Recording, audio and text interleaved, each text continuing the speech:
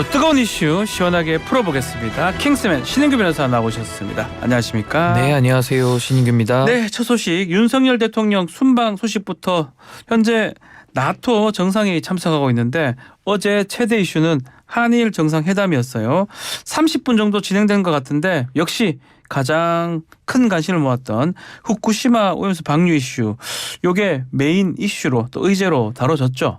예, 윤석열 대통령과 기시다 총리는요, 이제 G7 회의 이후에 두 달 만이자 이제 올해만 벌써 네 번째 만남을 이어갔는데요. 네. 윤석열 대통령은 원자력 안전 분야의 대표적 유엔 산하기구인 IAEA의 발표 내용을 존중한다면서 또 후쿠시마 오염수 방류 문제에 대해서 대한민국 국민의 건강과 안전을 최우선적으로 고려해야 된다고 강조를 했고요. 방류의 전 과정이 이행되는지에 대해서 모니터링 정보를 실시간으로 우리 측에게 공유를 하고요. 또 방류에 대한 점검 과정에 우리 측 전문가도 참여하게 해달라고 요청을 하면서요. 방류 과정에서 방사성 농도가 기준치를 초과하는 상황이 발생하면 즉각 중단하고 우리 측에 알려달라는 언급을 했다고 전해지고 있습니다. 자, 기시다 총리 입장은 어떻습니까? 예, 기시다 총리는 한국 국민의 건강과 환경에 악영향을 주는 방출은 하지 않겠다라고 하면서요. 방류 이후에 IAEA의 검토와 리뷰를 받으면서 모니터링 정보를 신속하게 공표하겠다고 했고요. 네. 이 과정에서 문제가 발생할 경우에는 즉시 방출 중단을 포함해서 적절한 대응을 취할 것이라고 설명했습니다. 자, 근데 윤석열 대통령이 요청한 우리 한국 전문가 이 점검 과정 참여 요거에 대해서는 기시다 총리가 확답을 안 했던 것 같아요. 그러니까 일본은 사실 그 방류 결정 이전부터도 네. 그 뭐 시료 채취를 허락하지 않는다든지 상당히 불투명한 과정으로 방류 결정을 또 했는데요. 이후에도 이제 한국 전문가들이 방류 점검 과정을 또 검증할 필요가 있음에도 불구하고 여기에 대해서는 이제 확답을 하지 않았는데 네. 아무래도 이제 한국 정부도 또 한국 정부의 주권을 행사하면서 뭔가 강한 반대 의견을 내야 됐던 거 아니냐 이런 비판의 의견도 있습니다. 뭐 조건을 걸긴 했지만 뭐 사실상 일본 방류를 인정한 것으로 봐야 될 것 같은데 국민 다수의 우려를 외면하고 일본 정부 손을 들어줬다 이런 비판을 피할 수 없을 것 같아요. 아무래도 후쿠시마 오염수 방류 때문에 대한민국 국민들의 불안감은 여전한데요. 네. 여기에 대해서 대한민국 국가가 이제 주권을 행사함으로써 대한민국 국민들의 의지를 표현을 하지 않았기 때문에 이 부분에 대해서 그러면 과연 외교 과정에서 대한민국이 얻은 이익은 무엇이냐 네. 여기에 대한 비판은 계속 이어질 것으로 보입니다. 자, 이 외에 어떤 의제가 또 다뤄졌습니까? 예, 두 정상은 모두 발언에서 북한의 대륙간 탄도미사일 발사를 강력하게 비판을 하고요. 네. 양국 간의 공조와 협력을 통해 대처해 나가겠다는 뜻을 밝혔는데요. 이 외에도 셔틀 외교 복원 등 한일 관계가 성과를 보이고 있다고 평가하면서요. 한일 고위 경제협의회를 연내에 재개하기로 합의했습니다. 자, 윤석열 대통령 또 나토 회원국들과 연쇄 회담을 갖고 있는데 어떠한 메시지들이 나왔습니까? 예, 현재까지 참석한 다자회의 중에서 가장 많은 연쇄 회동을 소화를 했는데요. 13개 국가들의 정상들과 양자회담을 했고요. 첨단 산업 공급망 강화와 신수출 시장 확보, 방산 산업 등을 위한 세일즈 외교에도 나섰습니다. 이와 함께 강행군 속에서 부산 엑스포 유치를 위한 숨가쁜 행보도 이어가고 있습니다. 네. 자, 지금 말씀한 것처럼 윤석열 대통령 또 기시다 총리가 북한 도발의 비판에 한 목소리를 냈는데 어제 북한이 동해상으로 탄도미사일로 추정된 미사일 또 발사를 했습니다. 이것도 한번 자세하게 얘기해 주십시오. 예, 합참의 발표에 따르면요. 평양 일대에서 동해로 발사된 이번 장거리 탄도미사일은 총 한 발이었고요. 네. 약 1000km 비행 후에 동해상에 떨어졌습니다. 북한의 미사일 도발은 지난달 15일 단거리 탄도미사일을 쏜 지 27일 만이고요. ICBM 발사는 4월 13일 이후 90일 만인데요. 좀 더 구체적으로 살펴보면은 ICBM은 발사 후에 약 74분간 비행을 했는데요.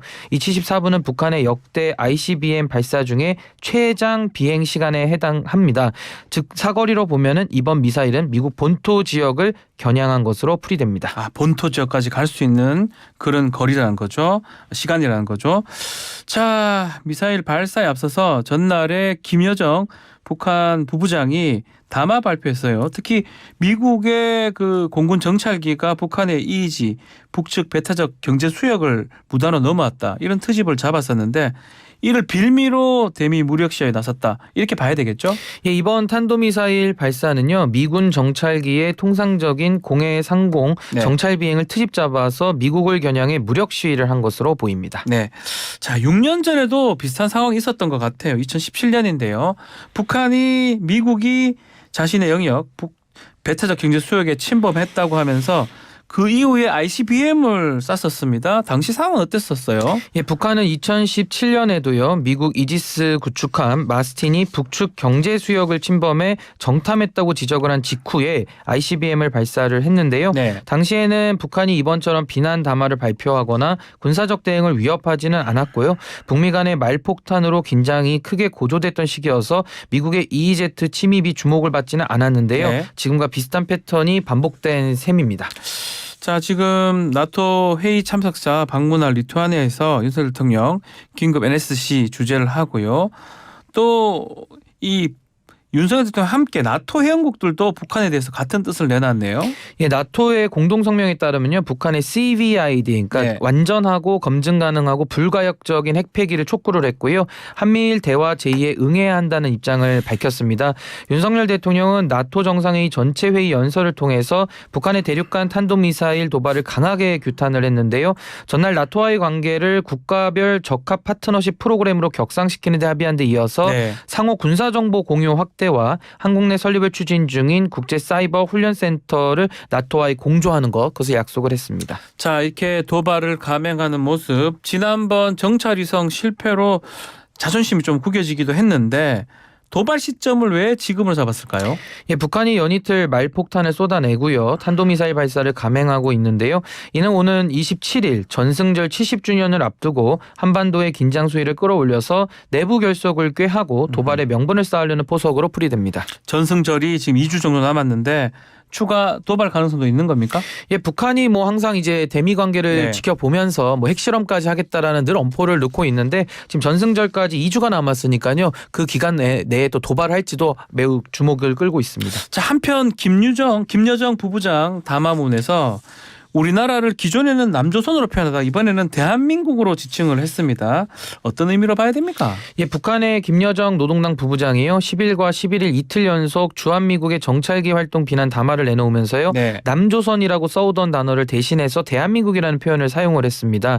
지난 10일 담화에서 대한민국의 합동참모본부, 대한민국 족속 등의 표현을 썼고요. 11일 새벽 담화에서는 대한민국의 군부라는 문구를 썼는데요. 네. 이는 북한이 이제 남측을 별개의 국가로 보겠다는 입장을 공식화한 것으로 아하. 해석이 됩니다. 한반도의 특수성을 감안해서 남조선이 아니라 남측을 별개의 나라로 보는 두 개의 한국 정책으로 돌아선 게 아니냐라는 분석도 나오고 있습니다. 알겠습니다. 자, 다음 소식은 어제 당정이 공청회를 열고 실업급여 제도 개선 검토 이 이야기인데요. 자, 일해서 번 돈보다는 실업급여가 많은 게 불공정하다 이런 취지입니다. 자, 자세하게 좀 전해주십시오. 예, 국민의힘 노동개혁특위는요, 어제 실업급여 제도 개선을 위한 민당정 공청회를 개최를 했습니다. 네. 실업급여가 달달하다고 해서 실업급여라고 부르기도 하는데 아하. 이 부분을 개선하겠다는 취지로 풀이가 되는데요. 박대출 정책위 의장은 실업급여를 받는 게 일해서 버는 것보다 많아지면서 문제가 발생하고 있다. 현장에서 실업급여를 타려고 퇴사와 재취업을 반복하는 일이 발생한다면서 사업주는 퇴사시켜달라는 직원을 달래느라고 진땀을 뺀다고 언급을 했습니다. 뭐 이것도 지금 윤석열 정부에서 강조한 노동계 카르텔 혁파 이겁니까? 아니면 노동개혁입니까? 뭐 지금 뭐 카르텔에 대해서 각종 종류들을 많이 좀 선별하고 있는데요. 특히 네. 노동계 카르텔이라고 하면은 최초에는 뭐 화물연대 그 그렇죠. 관련한 대응과 또 이제 69시간 노동 이것도 노동개혁으로 언급이 됐었고요. 그 다음에 이제 실업급여 문제까지 지금 나온 것으로 보이는데요. 네. 뭐 노동계에 여러 가지 쌓여 있는 뭐 개혁 과제들이 있기 때문에 그 개혁을 이행하는 과정으로 하나 보시면 될 것 같습니다. 자, 그렇다면 당정이 지적한 현 실업급여 지급 체계 한번 살펴보죠. 이 실업급여를 최대로 받을 수 있는 상한액은 4년째 하루 6만 네. 6천 원을 유지되고 있는데요. 올해 실업급여의 하한액은 소정근로시간 8시간 기준으로 하루 6만 1,568원으로 한 달에 185만 원 수준입니다. 네. 근로자가 월 300만 원을 벌든 200만 원을 벌든 한 달 실업급여로 185만 원을 받게 되는 구조인데요. 어허. 실업급여 하한액을 적용받는 사람은 실업급여 수급자의 70% 이상입니다. 그래서 작년 실업급여 수급자 가운데 실업급여가 세후 임금보다 많았던 사람도 45만 3천여 명, 27.8%. 38%나 됐습니다. 어떻게 바꾸겠다는 거예요, 그러면? 예, 고용보험에 가입한 근로자가 실직한 후에 받을 수 있는 실업급여는요, 평균 임금의 60%로 산출이 됩니다. 네. 하지만 평균 임금의 60%로 산출한 금액이 최저임금의 80%로 계산되는 실업급여 하한선에 미치지 못하면요, 최저구직 급여액이 지급이 되는데요. 당정은 실업급여의 하한의 기준을 최저임금의 80%에서 평균 임금의 60%로 바꾸려는 방안을 검토하고 있습니다. 이렇게 예. 되면 월 200만 원 가량을 받는 근로자의 한 달 실업급여는 185만 원에서 120만 원으로 급감하게 됩니다. 많이 줄어들게 되는 건데요.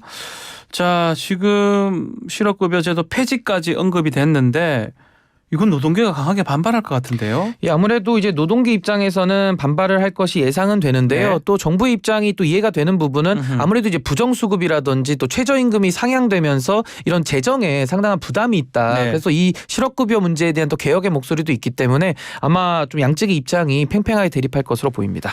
그 말씀대로 문제가 있으면 그 재정, 고용보험기금 시스템을 손보거나 아니면 재원 마련하기 위해서 실질적 대응책을 마련을 해야 되는데 이렇게 실업급여를 하한으로 맞추거나 폐지하는 게 이게 최선이 될 수 있을까요? 그러니까 아무래도 뭐 실업급여 뭐 요건을 개선하거나 뭐 이런 부분들도 네. 고민해 볼 수 있는데 지금은 이제 금액을 깎겠다 이런 취지거든요. 그래서 네. 실업급여의 재원인 고용보험기금이 경제가 조금만 흔들려도 이제 고갈 위기에 내몰리기 때문에 이제 개혁을 해야 된다 이런 취지고요.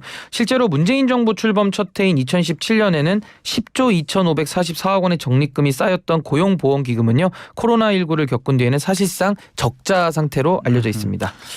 자, 문제는 이렇게 하려면 고용보험법 개정이 필요한데 뭐 국회 문턱 넘어설 수 있을까요? 예, 법 개정을 위해서는 국회 문턱을 넘어야 하는데요. 네. 여소야대 국면에서는 좀 힘들 것이라는 관측이 나오고 있고요. 또 정치가 지금 실종된 상태라서 더더욱 어려울 것으로 보입니다. 지금 뭐 양평 고속도로 이런 것 때문에 또 오염수 방류로 첨예하게 대립하고 있는데요. 여당 입장에서는 쉽지 않아 보입니다. 자, 마지막은 TV 수신료 분리징수 내용입니다. 자, 어제부터 TV 수신료 분리징수 시작이 된 겁니까? 예, KBS 수신료 분리징수를 위한 방송법 시행령 일부 개정안이 11일 국무회의에서 의결이 됐고요. 네. TV 수신료와 전기요금 통합징수 방식이 바뀌는 것은 1994년 이후 30년 만입니다. 방송법 시행령 개정안이 의결이 되면서요. 한전은 어제부터 발송되는 7월 전기요금 청구서부터 분리징수에 대한 안내문을 담는데요. 전기요금과 TV 수신료 청구서를 따로 제작해서 발송하는 청구서 별도 발행 방식 분리징수에 무게가 실리는데요. 일단 분리징수를 위한 실무 작업이 이루어지는 3개월 정도의 유예 기간에는 현행 통합징수의 틀을 유지하면서 신청자에 한해 분리납부를 하게 할 방침입니다. 윤석열 대통령 순방 중에 전자결제로 제가를 했다고 하는데 KBS 입장 어때요? 예, 김희철 사장은 대국민 담화를 통해서 TV 수신료 분리징수 시행으로 사회적 혼란과 국민 불편이 우려된다면서 어제 헌법소원을 제기를 했고요. 김 사장은 이번 방송법 시행령 개정으로 KBS가 공적 책무를 수행하는 데 써야 할 국민의 소중한 수신료 약 2천억 원 이상을 징수 비용으로 낭비할 수밖에 없고 공익적 프로그램의 축소와 폐지가 불가피하다라고 주장을 했습니다. 자, 중요한 내용 중에 하나가 이 일반인들 잘 모르는 내용이 있어요. 지금 한 게 분리징수지 수신료 그걸 안 내는 건 아니지 않나요? 수신료 납부 의무는 계속 유지가 되는 거 아닙니까? 그렇지만 이제 방송법에 규정이 되기 때문에 예. 법을 바꾸지 법을 않으면 바꿔야 되잖아요. 수신료 부과 의무가 없어지진 않는데 지금은 한전에서 통합해서 부과하던 방식을 분리하는 이제 분리징수에 대한 시행령이 의결이 된 거다. 의결이 된 거다. 그럼 이렇게 2천억 이상 돈이 더 드는데 이렇게 하면 앞으로 지금 절차는 어떻게 되는 거예요? 안 내도 되는 거예요, 그러면? 아니 그래서 일단은 지금 고지서를 분리해서 부과하는 방식 때문에 네. 지금도 이제 그 논의가 이어지고 있고 조금은 너무 급박하게 이루어진 것이 아니냐 해서 지금 일선에 혼란이 있고 특히 아파트 거주하시는 분들은 지금 관리사무소에서 어떻게 이거를 그렇죠. 모아야 되는지에 대해서 또 한전에 문의가 어제 쏟아졌다고 알려져 있습니다. 알겠습니다. KBS 헌법 소원도 제기했다고 하니까요. 앞으로 법적 절차도 한번 지켜보도록 하겠습니다. 자, 킹스맨 여기서 마무리하겠습니다. 신인규 변호사 감사합니다. 네, 감사합니다. 1부 마치겠습니다.